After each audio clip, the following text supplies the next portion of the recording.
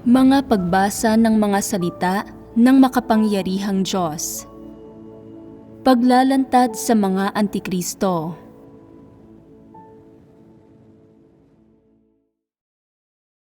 Ika-9 na item. Ginagawa nila ang kanilang tungkulin para lang maging tanyag sila at maisakatuparan ang kanilang sariling mga interes at ambisyon. Hindi nila kailanman isinasaalang-alang ang mga interes ng sambahayan ng Diyos at ipinagkakanulupa ang mga interes na iyon, ipinagpapalit para sa kanilang personal na kaluwalhatian. Ika-5 bahagi. Ika-4 na kaso. Pandaraya sa paggamit ng mga handog para mabayaran ang mga utang.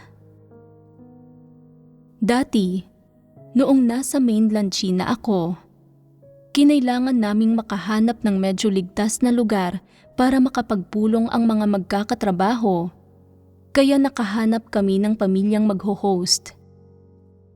Handa kaming patuloyin ng pamilyang ito at tulungang protektahan ang lugar na iyon. Gayunpaman, paglipas ng ilang panahon, naisip ng pamilya, mukhang balak ninyong magtipon dito ng pangmatagalan.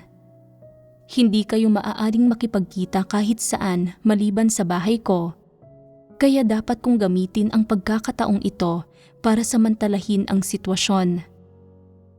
Hindi ba't hangal ako kung hindi ko gagawin iyon? Minsan, nang magtipon kami para sa isang pulong ng mga magkakatrabaho, at hindi pa nakarating ang lahat ng kasali sa pulong, may isang taong pumunta sa bahay ng pamilyang nagho-host ng walang malinaw na dahilan at umupo ito sa sala at hindi na umalis.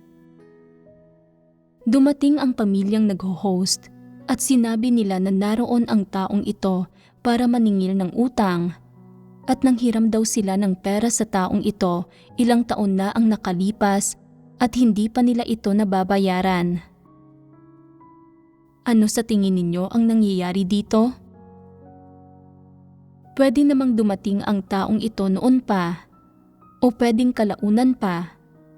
Pero nagkataon talaga na dumating ang taong ito sa eksaktong oras na iyon para maningil ng utang.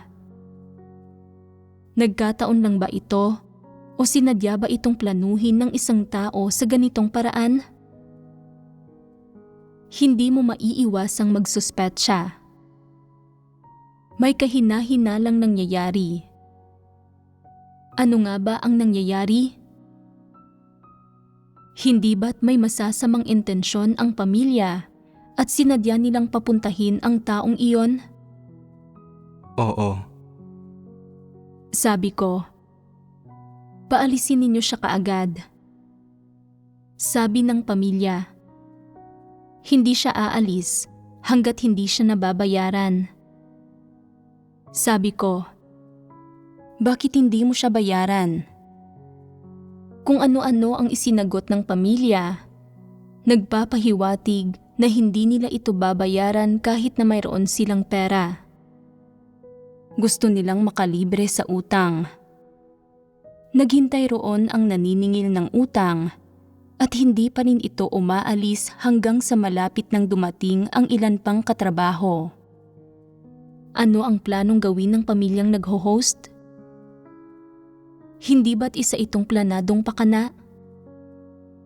Maya-maya, may sinabihan ako na bigyan ng pera ang pamilya at paalisin agad ang naniningil ng utang.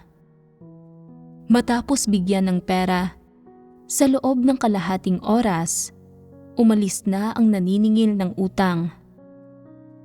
Batay sa ating sentido komon, hindi na dapat bumalik ang naniningil ng utang, pero hindi pa tapos ang isyong ito. Makalipas ang isang buwan, bumalik uli ang naniningil ng utang bago ang isang pulong ng mga katrabaho. Sinabi ng pamilyang nagho-host na noong nakaraan, kapiraso lang ng utang ang nabayaran, hindi lahat. Ano ang layo nila sa pagsasabi nito? para muling pabayaran sa sambahayan ng Diyos ang utang ng pamilya. Katulad ito ng dati, matapos itong bigyan ng pera, umalis na ang naniningil ng utang.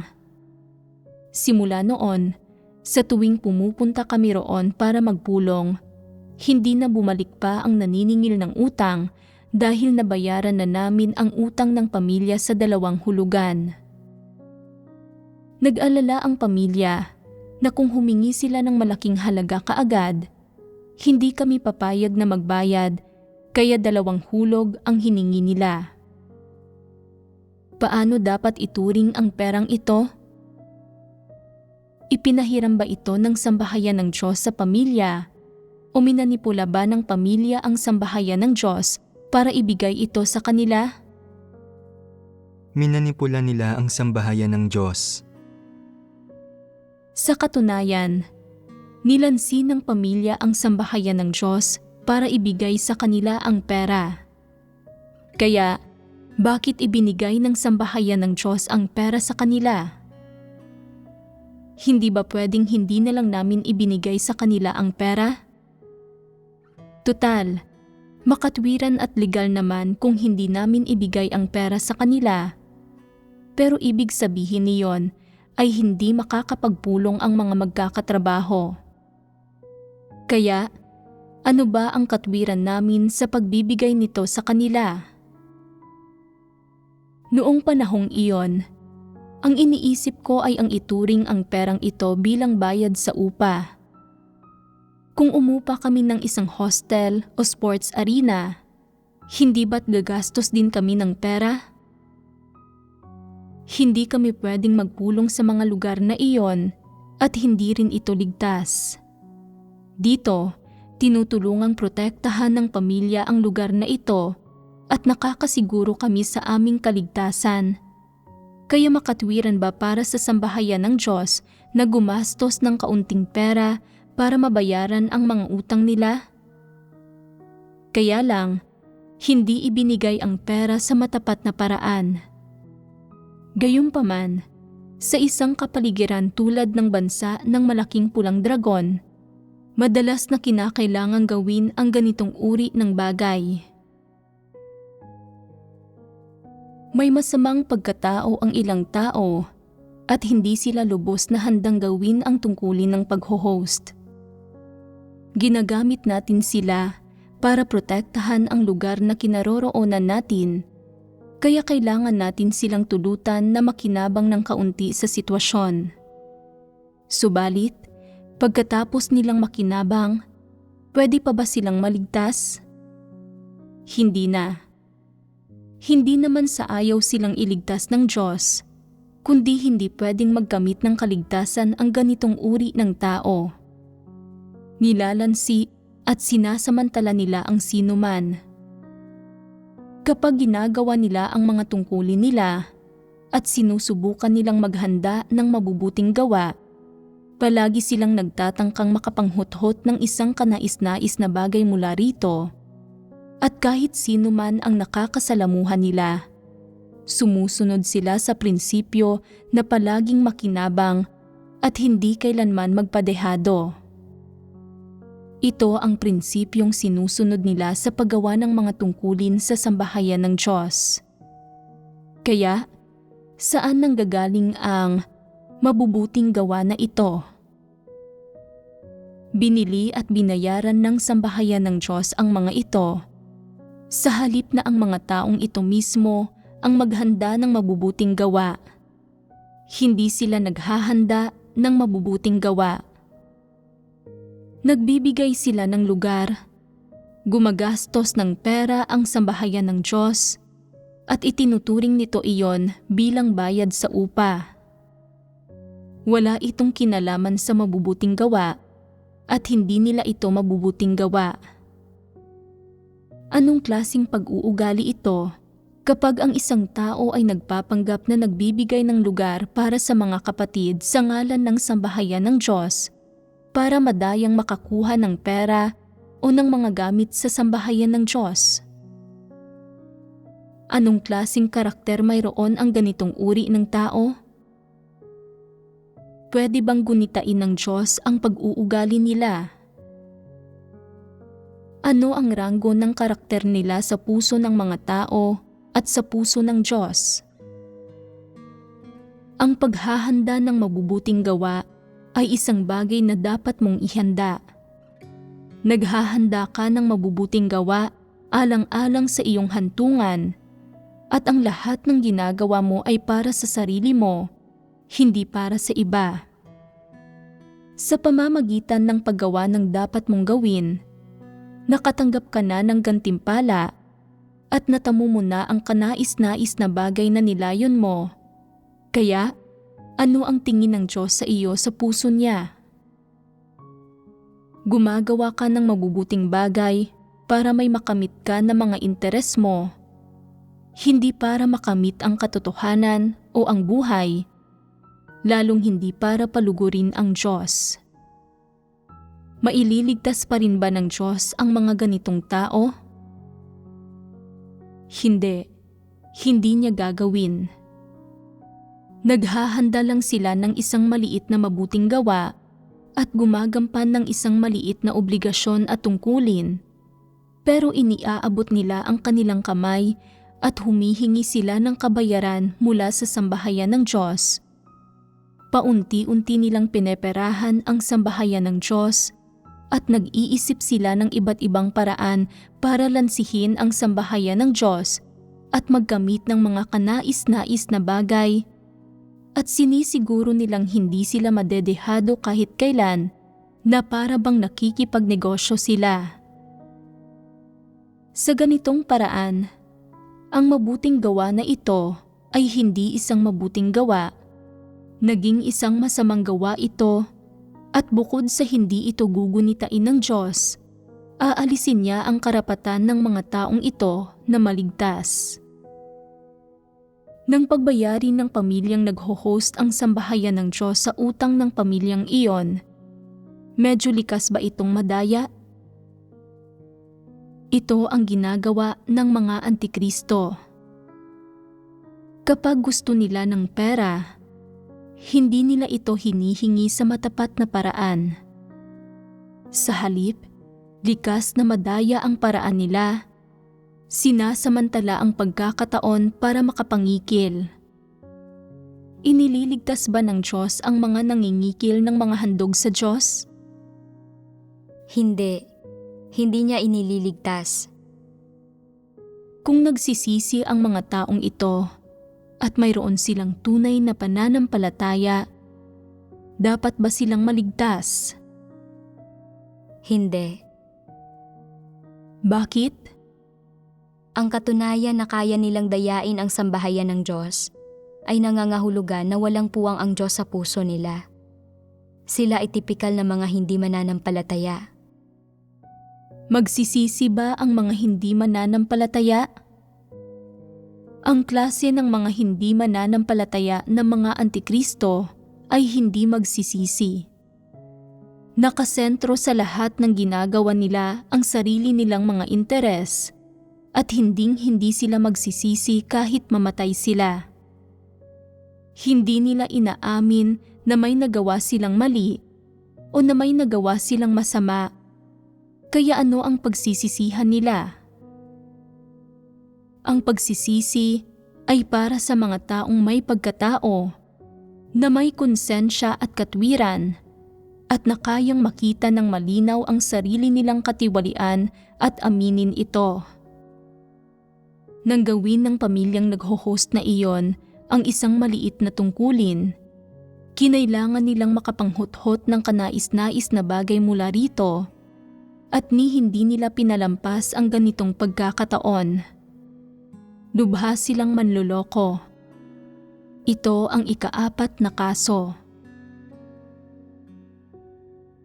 Ika-5 kaso. Paghingi ng sahod para sa paggawa sa sambahayan ng Diyos. Sa mainland China, may ilang gawain na medyo mapanganib at delikado, at nangangailangan ng mga tao na medyo matalino at may mga partikular na kalifikasyon para gumawa. Noong panahong iyon, May isang tao na may mga kalipikasyong ito, kaya nagsaayos ng gawain ang itaas para sa kanya. Habang ginagawa niya ang gawaing ito, mayroon siyang hiningi. Sinasabi na simula nang gawin niya ang gawaing ito, hindi na niya magawa ang kanyang regular na trabaho araw-araw at medyo nahihirapan ng makaraos ang pamilya niya. Binigyan siya ng sambahayan ng Diyos ng kaunting pera para sa mga gastusin sa pamumuhay at tuwang-tuwa siya rito at tinanggap niya ang gawaing ibinigay sa kanya. Subalit, hindi gaanong mahusay ang paggampan niya sa gawain. Pagkalipas ng ilang panahon, wala nang problema ang pamilya niya na makaraos sa buhay. Pero may ibang nangyari na binanggit niya sa sambahayan ng Diyos at binigyan siya ng sambahayan ng Diyos ng karagdagang pera para sa mga gastusin sa pamumuhay para tiyakin na makakaraos siya. May pag-aatubili siyang sumang-ayon na magpatuloy sa paggawa ng kanyang gawain, pero gaano kahusay niya itong ginawa? Naging malaki itong problema. Kung gusto niyang gawin ang isang bagay, gagawa siya ng kaunti. At kung ayaw niyang gawin ito, wala talaga siyang gagawin. Dahil dito, naantala ang gawain at nagdusa ng ilang kawalan ang gawain ng iglesia at kinailangan itong ayusin ng ibang tao. Kalaunan, nakipag-ugnayan sa kanya ang sambahayan ng Diyos para sabihin na higit niyang pagsumikapan ang gawain niya at napatuloy siyang tutulungan ng sambahayan ng Diyos na lutasin ang anumang paghihirap na mayroon siya. Hindi niya ito direktang sinabi sa sambahayan ng Diyos ng harap-harapan, pero pribado niyang sinabi sa ilang kapatid, "Ang mga gastusin ba sa pamumuhay ang kulang ako? Anong malaking problema ang masusolusyonan ng kaunting perang iyan? Sa paggawa ko sa gawaing ito, nilulutas ko ang napakalaking issue para sa sambahayan ng Diyos. Dapat ding lutasin ng sambahayan ng Diyos ang malalaking issue para sa akin. Ngayon, wala pang pera ang anak ko para sa matrikula at hindi pa ito nasusolusyonan. Ang kaunting perang ito ay hindi ang kulang sa akin." Ang mga salitang ito ang tunay niyang iniisip, pero hindi niya ito masabi ng harap-harapan sa sambahayan ng Diyos. Sa halip, nabunyag ito ng pribado siyang maglabas ng saloobin. Paano dapat lutasin ang sitwasyong ito? Dapat ba siyang patuloy na gamitin ng sambahayan ng Diyos o maghanap na lang ng iba? Maghanap ng iba. Bakit? Nabunyag na ang karakter at diwa niya. Bukod sa gusto niyang suportahan ng sambahayan ng Diyos ang kabuhayan ng pamilya niya, gusto rin niya na bayaran ng sambahayan ng Diyos ang matrikula ng anak niya. At kalaunan ay sinabi niya na may sakit ang asawa niya at gusto niyang bayaran ng sambahayan ng Diyos ang pagpapagamot nito. Hindi ba't dumami na ng dumami ang hinihingi niya? Akala niya, malaki na ang naiambag niya sa paggawa ng maliit na bagay na ito para sa sambahayan ng Diyos at na dapat ibigay ng sambahayan ng Diyos ang lahat ng kailangan niya ng walang kondisyon. Kung nagtrabaho siya sa isang regular na trabaho, makakaya ba niyang pag-aralin ang anak niya sa isang universidad? Makakaya ba niyang bayaran ang pagpapagamot sa asawa niya?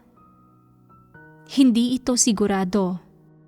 Kung gayon, nang gawin niya ang kaunting gawaing ito sa sambahayan ng Diyos, bakit palagi siyang humihingi ng pera sa sambahayan ng Diyos? Ano ang iniisip niya? Ano ang pananaw niya sa usaping ito?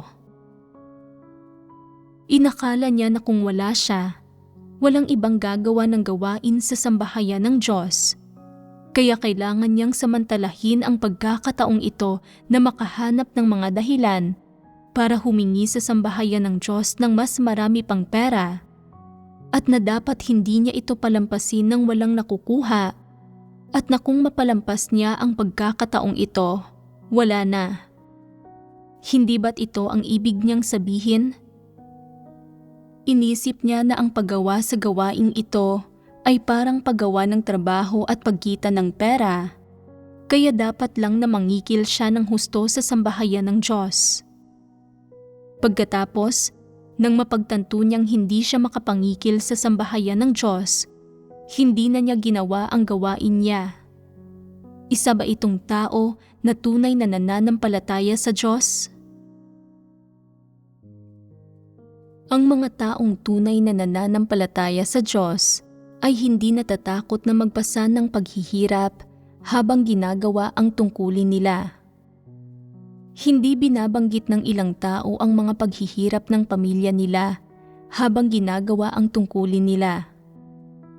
Gumagawa ng mga tungkulin ng pag-host ang ilang tao sa mahihirap na lugar, at kapag dumating ang mga kapatid at walang bigas na makain, lumalabas sila para manghiram ng pera pero wala silang sinasabing kahit ano.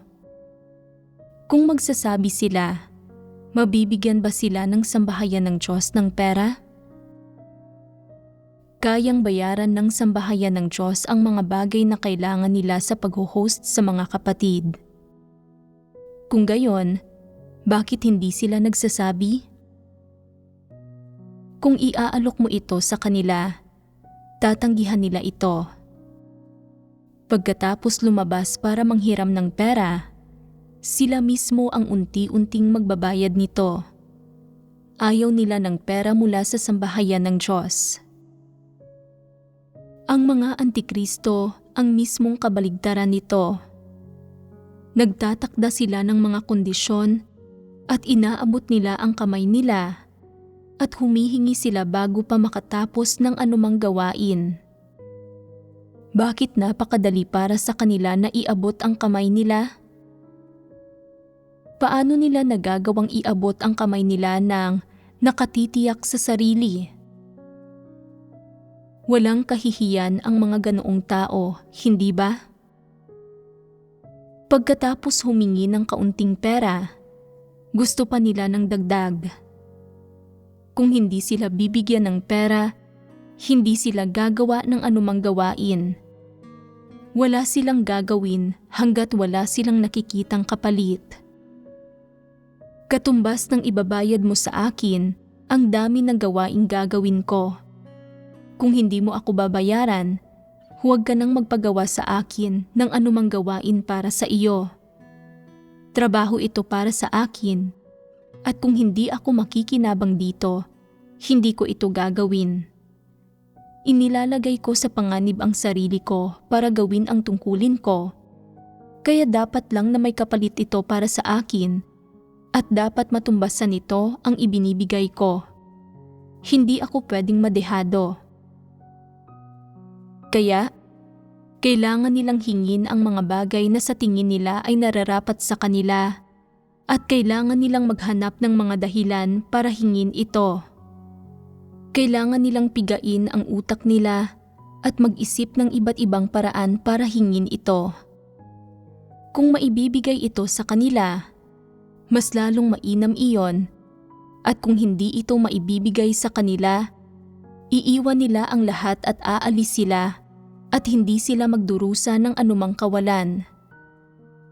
Bukod pa rito, sa tingin nila ay may kasamang panganib ang lahat ng gawaing ito na ginagawa ng sambahayan ng Diyos, at na kung hindi sila bibigyan ng sambahayan ng Diyos ng mga bagay na hinihingi nila, matatakot ito na iuulat nila ito at na walang ibang tao sa sambahayan ang naaangkop, kaya dapat silang gamitin ito, at na kung gagamitin sila nito, dapat itong magbayad sa kanila.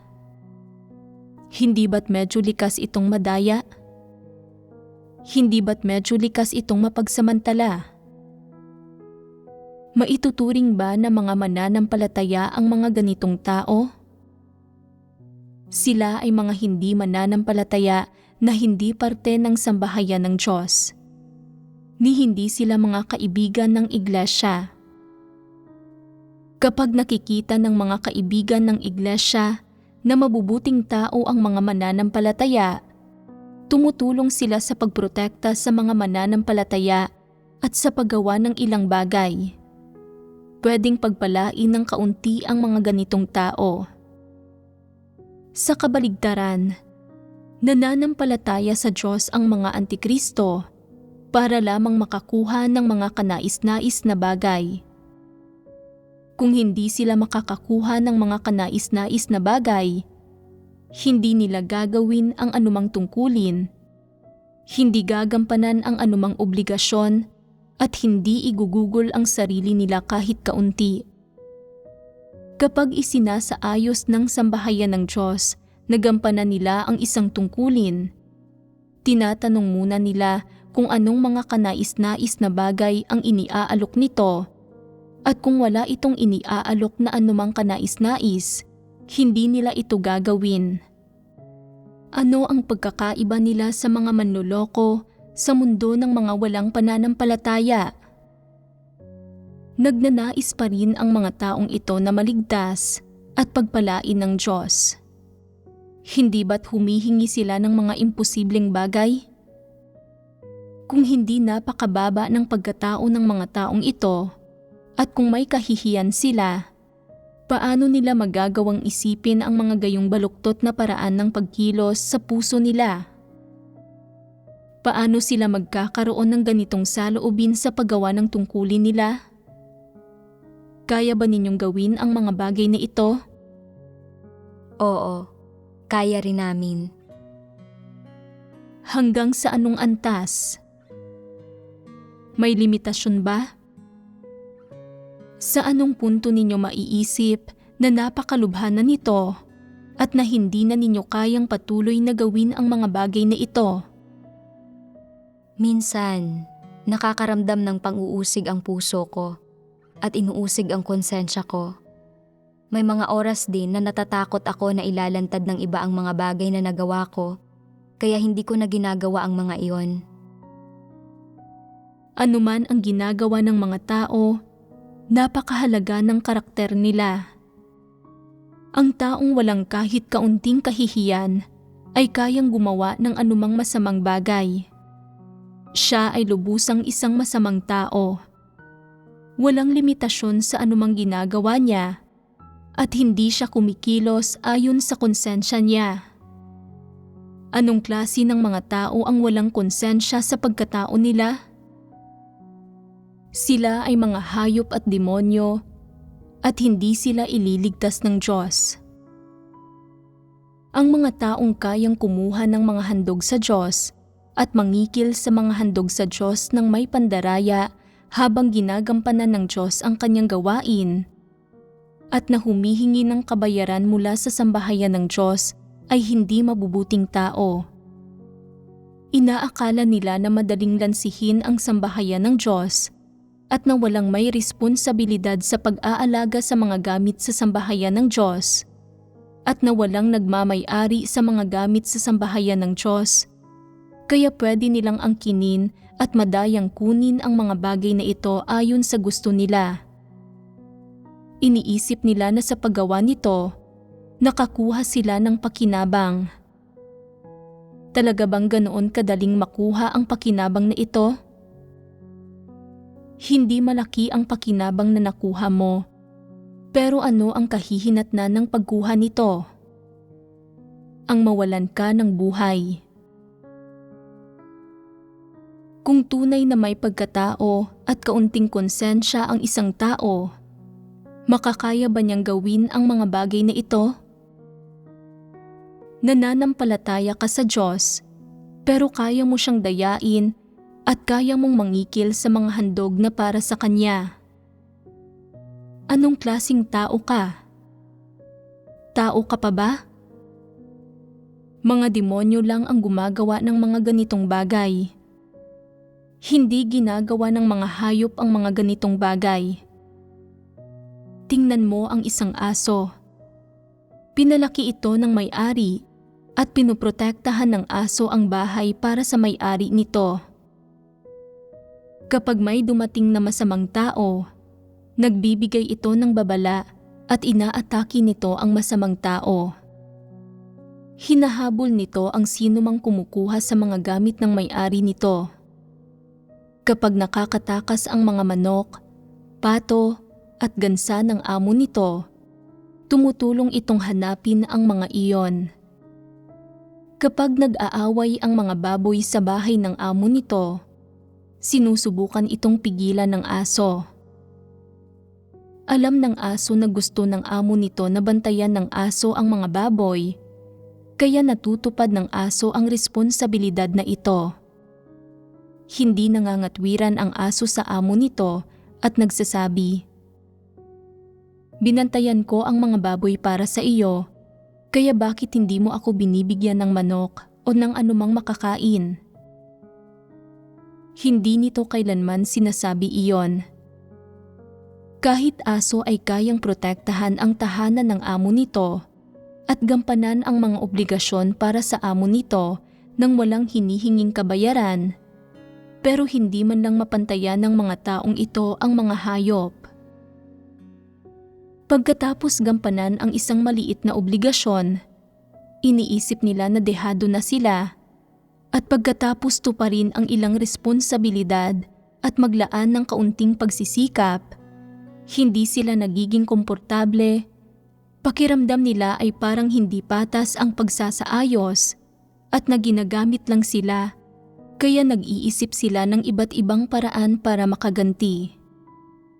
Kapag nananampalataya ka sa Diyos, pinoprotektahan at inaakay ka ng Diyos at pinagkakalooban ka niya ng napakaraming katotohanan.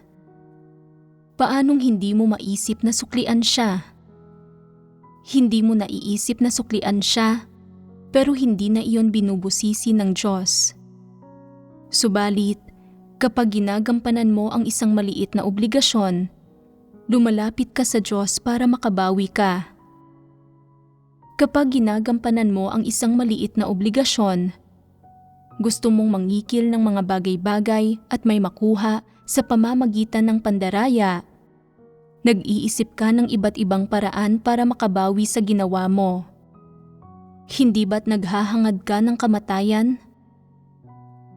Hindi ba't marami na ang ibinigay ng Diyos sa iyo? Pagdating sa mga pagpapamalas ng mga tao, ano ba ang nararapat sa kanila? Ang mga tao ba ay nagtatamasa at nagmamay-ari ng mga bagay-bagay ngayon dahil nararapat ang mga ito sa kanila? Hindi.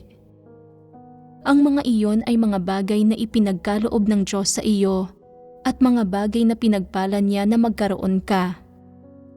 Napakarami mo nang natanggap.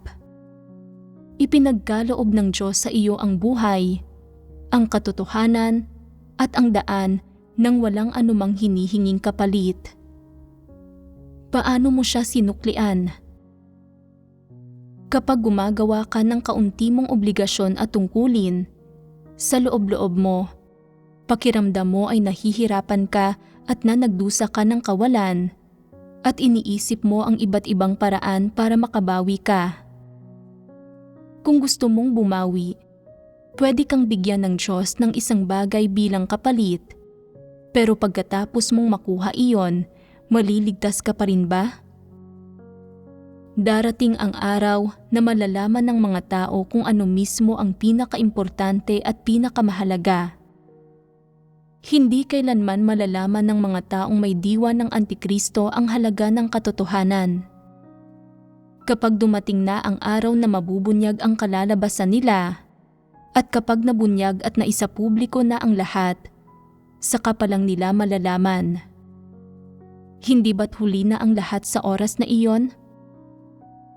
Malapit na ang kalalabasan ng lahat ng bagay at lilipas ang lahat ng bagay. Tanging ang mga salita ng Diyos at ang katotohanan niya ang mananatili magpasawalang hanggan. Ang mga nagtataglay ng katotohanan at nagsasagawa ng mga salita ng Diyos ay mananatili kasama ng mga salita niya at ng katotohanan niya. Ito ang halaga at lakas ng mga salita ng Diyos. Gayunpaman, Hindi kailanman magiging malinaw sa mga antikristo ang katunayang ito, kaya pinipiga nila ang utak nila. Nag-iisip sila ng iba't ibang paraan at gumagamit ng lahat ng posibleng pamamaraan para magpakana ng iba't ibang pakinabang sa pamamagitan ng pagpapanggap na nananampalataya sa Diyos. At gumagamit pa sila ng mga mas kahiya-hiyang madayang pamamaraan para makuha ang mga handog sa Diyos at lustayin at samsamin ang mga handog sa Kanya. Ang lahat ng kilos at pag-uugali ng mga taong ito ay detalyadong nakatala sa kwaderno ng Diyos. Kapag dumating ang araw na ibubunyag na ang mga kalalabasan nila, itatakda ng Diyos ang kalalabasan ng bawat tao batay sa mga talang ito. Totoo ang lahat ng ito.